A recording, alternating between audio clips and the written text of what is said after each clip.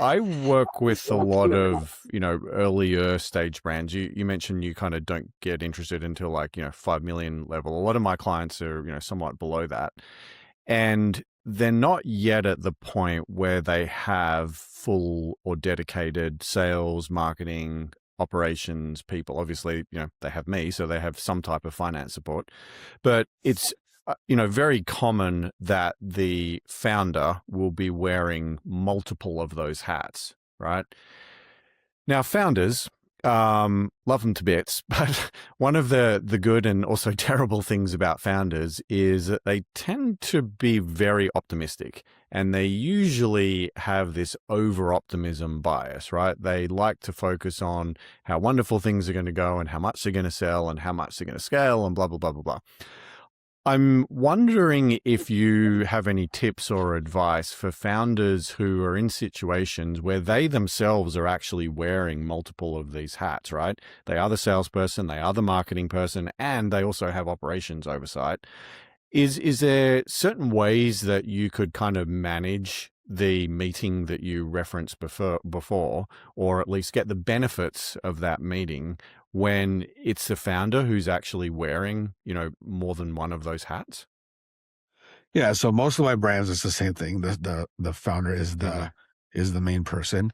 I treat them like if they were, because most founders, and I learned this from my M&A days, is whenever we would buy a company, usually the founder became Hmm. head of sales, right? They made it. So Okay. I always just kind of look the founder as the head of sales, and so I treat them like that. A lot of it really is them never really. And this goes back to the mind your business. They've never really dug into their business. They've always been that person Mm. out there just like selling, selling, selling. And they've never really dug into like, what are the SKUs that are moving? What are the profit margins? How much are they actually making? What SKUs are driving the business and what aren't? How much did they actually sell last year? So Hmm. as I come in, my first 30 days, I do a supply chain audit where I basically look at the Hmm. sales data, I look how clean it is, I run a report, I do the inventory now. So as I start showing them these numbers, they start to understand, okay, like this is what's working and this is not. And then you have Mm. kind of like a framework to have that conversation where it's like you have 10 SKUs, you're buying all this inventory. That's great. But these three SKUs, they're not moving. These ones are. So you could spend $1 million on inventory, but instead of spending it evenly across all your SKUs, let's, place the bet on these two SKUs, which are really moving. And these ones are just kind Yeah. of like sticking up your cash. And so Yeah.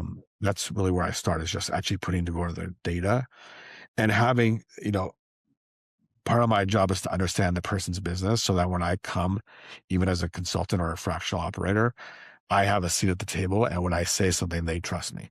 So I need to look into the Yeah. data and understand their business well enough where I can actually like come to them and present something. And that trust is Yeah. kind of like where I have to build the framework. And it's like, here's where your Okay. business is. Let me show you. And now based on that, if you understand, if you see what I see, it makes it a lot easier to Yeah. kind of, like what's working and what's not.